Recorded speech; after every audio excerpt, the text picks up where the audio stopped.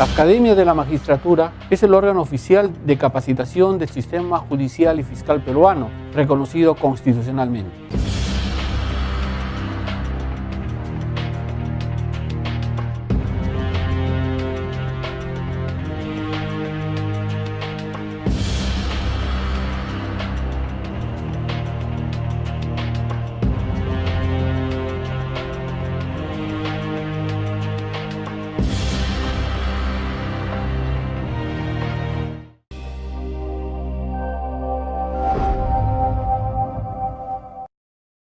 Señor presidente del Consejo Directivo de la Academia de la Magistratura de la República del Perú y fiscal supremo del Ministerio Público, doctor Gonzalo Chávarri Vallejos, señor director general de la Academia de la Magistratura, doctor Ernesto Lechuga Pino, señoras y señores funcionarios de la Academia de la Magistratura, magistrados del Poder Judicial y del Ministerio Público del Perú, señores representantes de las diversas instituciones que conforman el Estado peruano presentes en este salón de conferencias, damas y caballeros, tengan todos ustedes la más cordial bienvenida en nombre de la Academia de la Magistratura del Perú. El día de hoy estamos reunidos para llevar a cabo los actos de celebración con motivo de conmemorar el 24º aniversario de creación constitucional de nuestra institución, la Academia de la Magistratura de la República del Perú, para cuyo efecto se ha previsto la realización de, como corresponde a la naturaleza del trabajo que realizamos día a día en esta academia, una labor de carácter académico, una celebración académica, para cuyo efecto voy a tener el placer y el honor, en primer lugar, de presentar al doctor Jordi Gimeno Bebiá. El doctor Jordi Gimeno Bebiá, doctor en Derecho por la Universidad de Castilla-La Mancha, con mención internacional, premio internacional. Además se desempeña como director del Vicerrectorado de Relaciones Internacionales de dicha Casa Superior de Estudios del Reino de España, y también desempeña la cátedra de Derecho Procesal Penal. En su haber se registra la publicación de una serie de artículos especializados en temas relacionados al derecho procesal penal y por supuesto también libros que ya forman parte del acervo académico y la literatura especializada en esta materia, que es de uso permanente como parte integrante de la doctrina, a la cual recurren no solamente magistrados, sino también los juristas y los abogados a la hora de la discusión en torno a los debates del derecho procesal penal contemporáneo.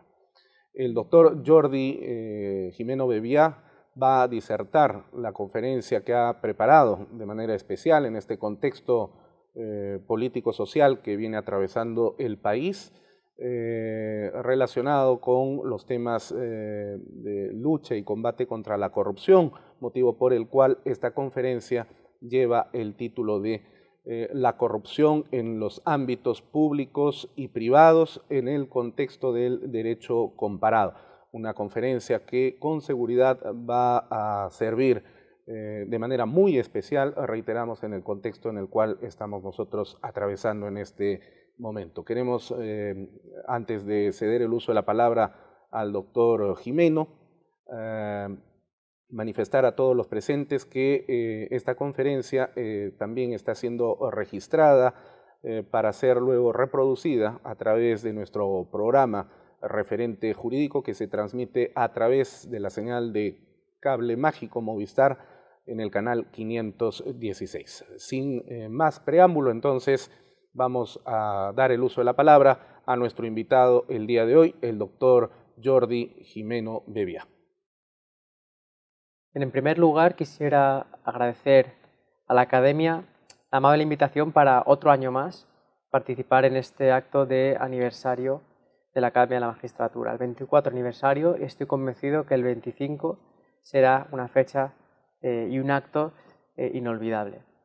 Quisiera, asimismo, agradecer personalmente al doctor Ernesto Lechuga, a la doctora Teresa Valverde, por esa amable invitación. Para mí es un placer estar en Perú otro año más. Cada día me gusta más este país y estoy convencido de que trabajando juntos pues seguirá seguirá mejorando paulatinamente. El tema de mi intervención es la corrupción como fenómeno multidisciplinar, tanto en el ámbito público como en el ámbito privado, desde un punto de vista del derecho comparado.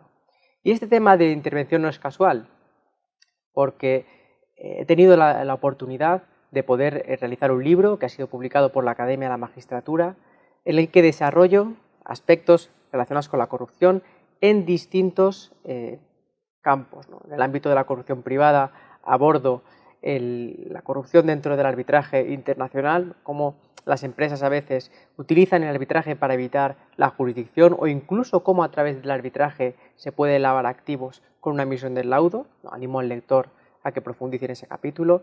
También abordo cuestiones relacionadas con la corrupción pública, concretamente con la contratación de servicios jurídicos externos por parte de los ayuntamientos para evitar la utilización de los servicios jurídicos internos, pues ofreciendo además pingües beneficios a estos despachos cuando supone además un gasto innecesario para el ciudadano, ¿no? Porque, como sabemos, esas minutas que cobran los despachos en el ámbito privado son financiadas por parte del erario público. También abordo la responsabilidad penal de la empresa.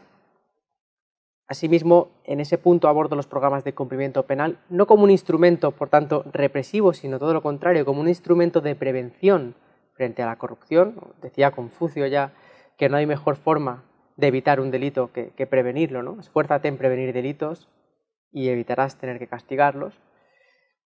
También abordo la responsabilidad penal de los partidos políticos. Lo pongo en interrogante, ¿no? Porque se está planteando si es una solución para luchar contra la corrupción o es una medida populista. Pues bueno, yo estoy más por esta segunda aceptación, porque considero que, como leerá el lector en mi libro, considero que es una medida tremendamente populista. Y el otro capítulo, que es el que voy a abordar en esta sesión, porque considero además que es interesante y además ameno, es la corrupción en el mundo del fútbol. Como un ejemplo que pudiéramos a priori entender de corrupción privada, pero habida cuenta el interés general que existe en el mundo del fútbol, también afecta a intereses de carácter público. Y también he elegido este tema porque el problema del fútbol es un problema global. Yo creo que el ciudadano que es aficionado al fútbol lo es en España, lo es en el Perú, lo es en Italia, lo es en China, además cada vez con mayor frecuencia, ¿no? China es un país que está cada vez más volcado al mundo del fútbol. Entonces es un fenómeno que acontece en distintas realidades. Por eso he tomado este ejemplo en esta conferencia internacional para ilustrar cómo confluye la corrupción en un ámbito privado-público, como es el fútbol, que espero pueda ser de interés para el foro. En primer lugar, la pregunta que tenemos que plantearnos puede parecer un poco filosófica, pero no lo es. ¿Qué es el fútbol? Bien, el fútbol, a priori podemos entender que es un deporte en el que 11 contra 11 juegan un partido con el objetivo de introducir la pelota a la portería contraria. Esta podría ser una aproximación teórica del fenómeno, pero vamos a complicar un poco más esta definición. Vamos a pensar que, además de un balón y dos equipos, tenemos un árbitro y los jueces de línea. Ojo aquí que tenemos una reminiscencia con el proceso y con el arbitraje, ¿no? Con métodos heterocompositivos de resolución de conflictos.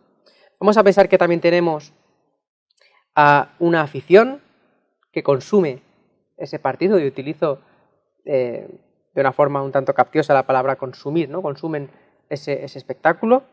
A los clubs, porque esa afición se agrupa dentro de un club y de un estadio en el recinto en el que se desarrolla la actividad, con unos directivos, que son los que organizan ese club, después con unas federaciones de fútbol nacionales que organizan ese deporte dentro del país, y con federaciones de fútbol internacional.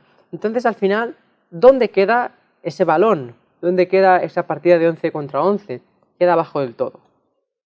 Por tanto, podríamos definir, yo creo que es una definición más ajustada que la primera que he ofrecido, que el fútbol es un conjunto de intereses que trasciende sin ningún atisbo de duda lo meramente deportivo. El fútbol es un conjunto de intereses que trasciende lo meramente deportivo.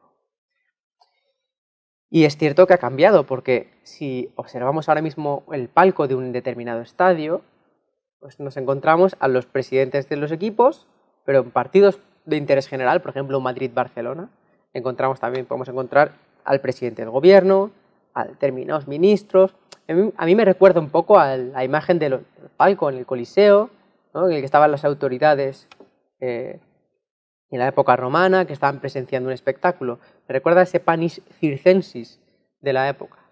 Además, este tema yo lo empecé a investigar por un libro que leí en Italia que se llamaba Football Clan, perché il calcio è diventato lo sport più amato della mafia. Porque el fútbol se ha convertido en el deporte más amado de la mafia. Porque ese espectáculo público también genera pingües beneficios para algunos. La segunda cuestión que tenemos que plantearnos es qué responsabilidad pueden tener los clubes de fútbol por asuntos de corrupción o por prácticas corruptas.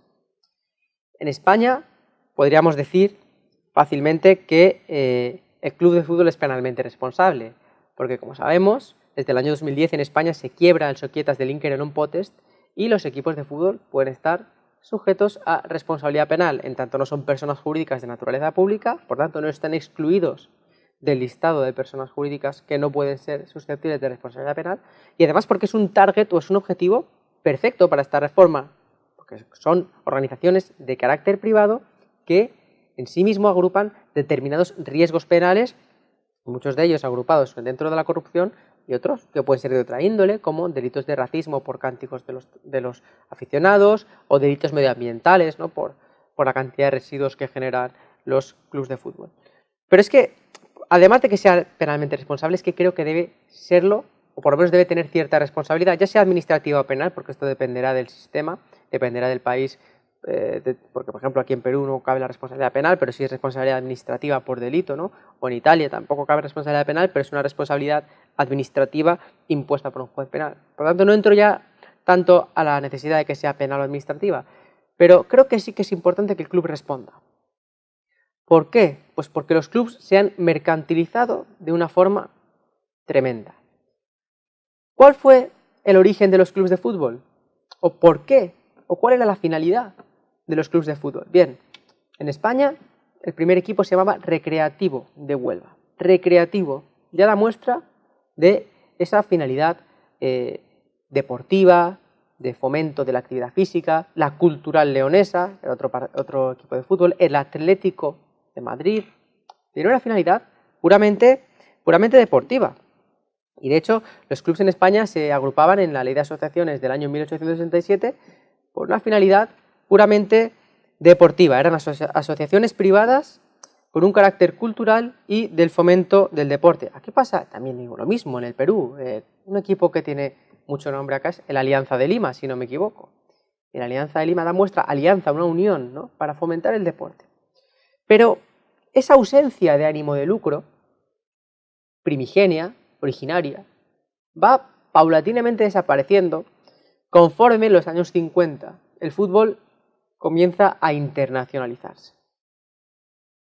Observamos cómo el fútbol va siendo consumido por masas y masas de gente que acude a los estadios, que escuchan a través de la radio, que posteriormente lo compran incluso a través de canales de televisión. Entonces, esa ausencia de lucro paulatinamente va desapareciendo. En España acontece principalmente con la Ley del Deporte en el año 1990, en el que los clubes que están en pérdidas se convierten en sociedades anónimas deportivas, es decir, ya se mercantilizan completamente y pierden ese carácter de asociación primigenio. Se convierten en auténticas empresas. ¿Qué paradoja se produce? Pues que ese fomento del deporte o ese fomento de la actividad física que reinaba al principio en el nacimiento del club de fútbol, ahora lo cubren las fundaciones. El Real Madrid, el Barcelona cuentan con fundaciones para realizar escuelas de fútbol en Nicaragua, en determinados países. Muy bien, pero las fundaciones también, ojo, no nos olvidemos que cuentan con una tributación diferente. Entonces se habla de pues que esta finalidad capciosa que ostentan las fundaciones, que era la primigenia de los clubes de fútbol, ahora pasa a un segundo plano, porque los clubes de fútbol, insisto, están completamente mercantilizados, ¿no? Vemos un partido de fútbol por la televisión y enseguida aparece liga patrocinada por un banco, toda la publicidad a lo largo de las vallas publicitarias, la publicidad que se consume entre el descanso del partido, es decir, hay una cantidad ingente de intereses que rodean lo puramente deportivo.